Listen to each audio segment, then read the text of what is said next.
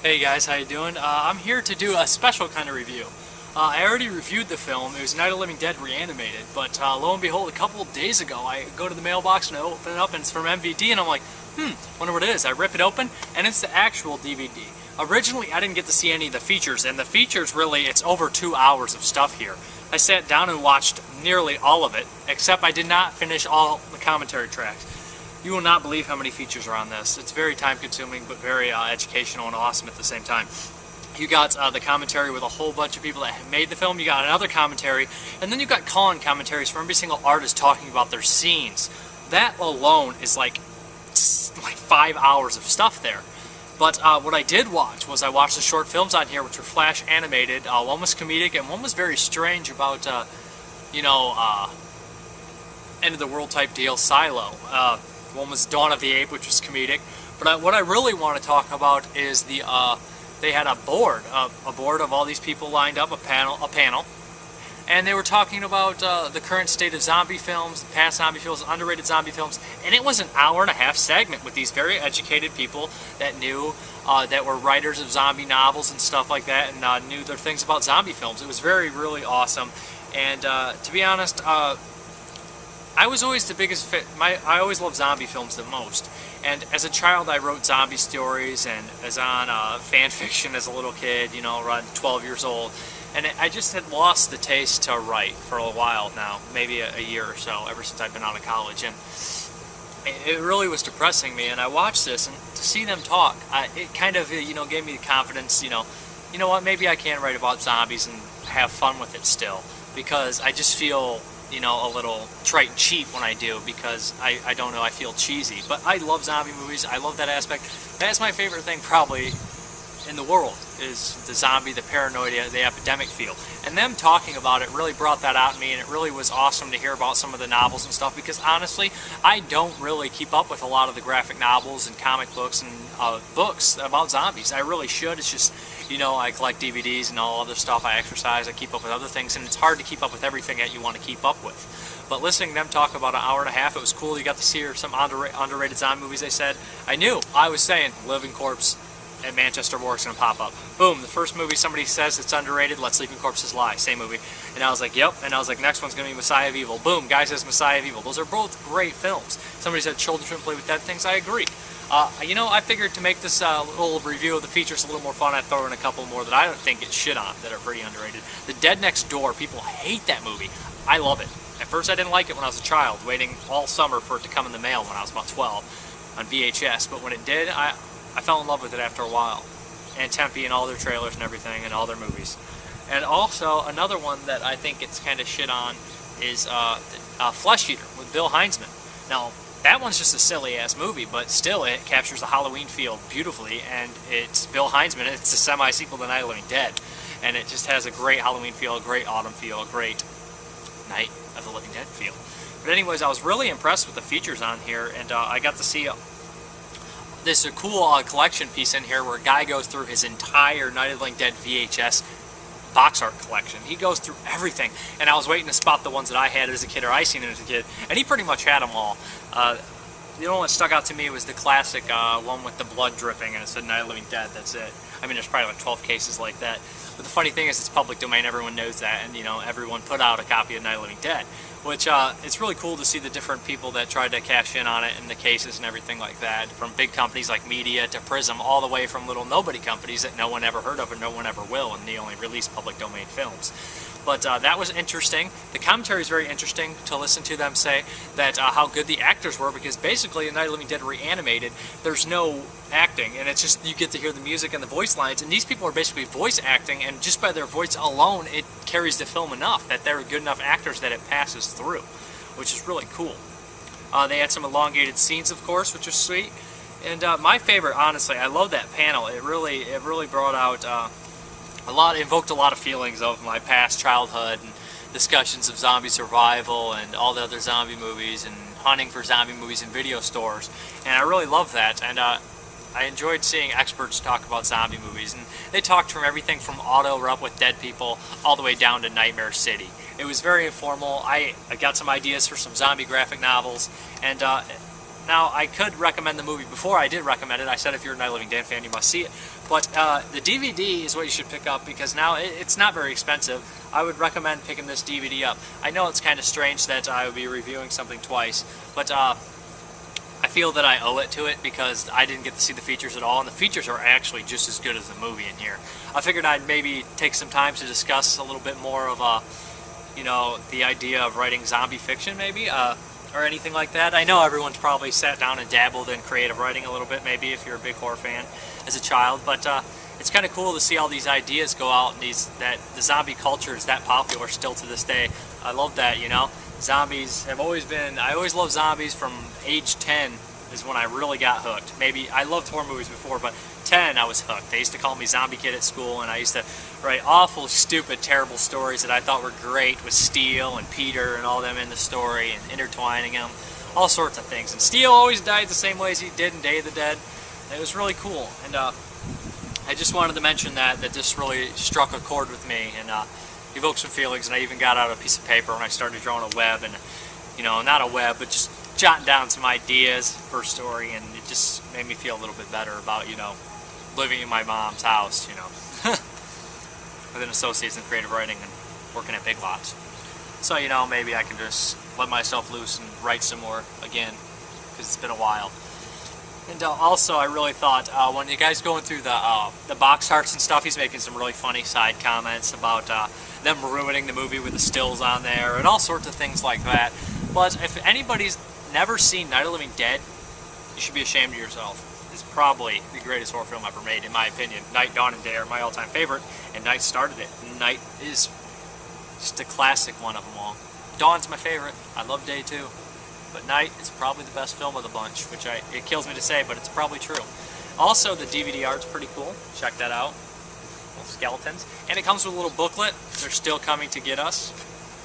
It has some information on here, which is cool. Some stuff from the movie.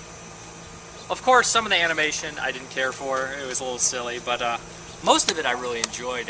In the beginning, I liked how, like, the commentary mentioned that they were still pictures, you know, getting you set up, and then pretty much soon later on the film would start with more action scenes with puppets and flash animation and the posse going around and zombies getting killed. But yeah, if you like Night of the Living Dead, I suggest that you pick up Night of the Living Dead Reanimated. It's sure as hell better than the 3D remake, and it's not as, you know, it's just a nice way to interpret of the scenes of the movie. I mean, like they said in this commentary, the art, basically, a movie is what they can kind of cloud the lens a little bit and make it one way or another invoke feelings, but really an artist's picture can invoke more feelings and show. I mean, if they darken the shadows and make the person's face distraught, it's captured, and it basically shows the scene in a certain light, more so than a film can do, if that makes any sense. But thank you for watching, and have a good one. Bye. I loved Dawn of the Dead when it came out, but Night of the Living Dead was the first zombie film I saw. I had to be about 12 years old, so the movie itself was not even 10 years old at that point. And I saw it on a TV, like some folks here, I think it was a black and white TV. And I remember because I had to ask permission from my parents to see it, because it was, you know, TV at, like, when you're 12 years old, you don't routinely stay up till 11 o'clock at night when it would air, that sort of thing. And I remember, you know, my mom had some big concerns. I don't think she'd ever seen the movie, but he'd heard of Night of the Living Dead. But my stepfather sort of stuck up for me and for the idea of my seeing it. And I mean, not directly, not saying it's a great work of cinematic art that he should be exposed to at this young age. He didn't say that. He just said, yeah, but I remember seeing that movie and it really struck a chord. And the way he said it like that, and then my mom said, I remember this, you know, to this day, she said, okay, yeah, all right, but aren't there some chords that we don't want struck?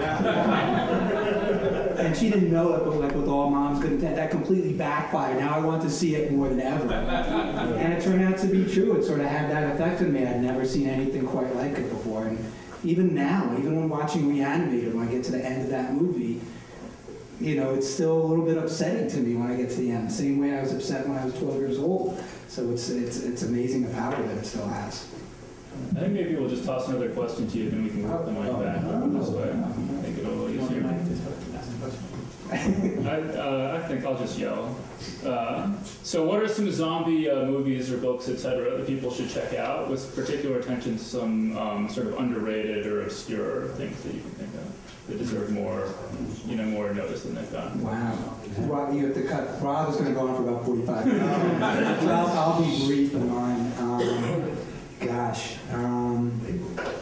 I like a lot of the stuff that's been out in the last 10 years and this 5 years even really, this kind of zombie renaissance, if that's not an oxymoron or something. But I like the 70s stuff more. Let me see. Maybe this stuff isn't like Let Sleeping Corpses Lie. That film I really like from like 1974. It's very Romero-esque.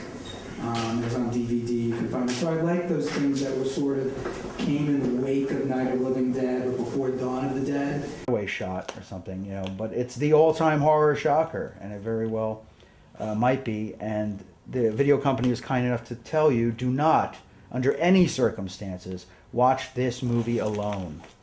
And I wish somebody told me that when I was 8 years old when I first saw this. Again, we've got the tombstone with people's names, including Romero this time, and it's the most talked about horror film of our time, which may or may not be true. I like the homemade kind of pastel drawing of it, and then the little tombstones in the back, giving little shots of the film. Who is this guy? Who the hell is this guy? Well, thanks to Active Home Video, we may find out if we put it in. What's funny about this box, I'll go back to it for a second, is that they clocked the film as 195 minutes, which probably tricked many people into thinking this was some kind of bizarre George Romero uncut version. This is the 25th anniversary edition. This is from the UK. Pretty sure it matches the one that was released here. They're coming to get you, Barbara. They're coming for you, Barbara. They're coming for you. Look!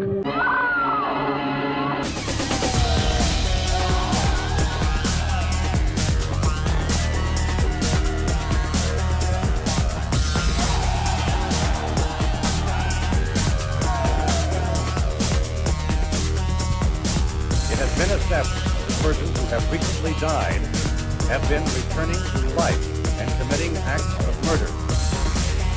In all cases, the killers are eating flesh.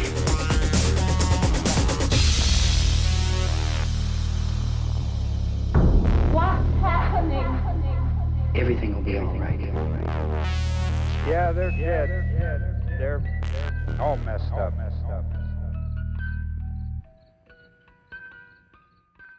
Everything will be all right.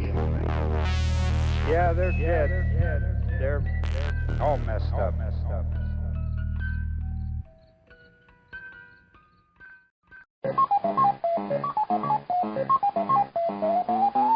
They're coming to get you, Barbara.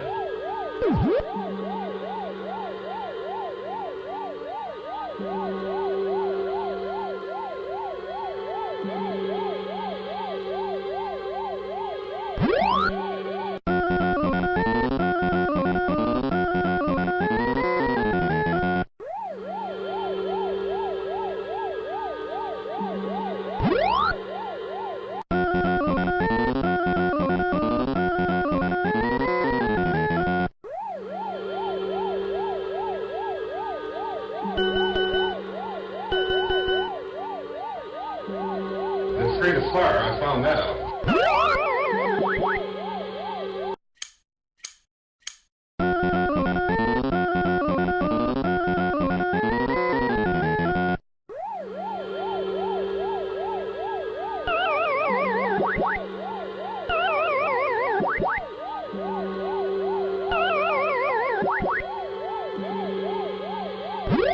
Hey, I mean praying's for church, huh? Come on.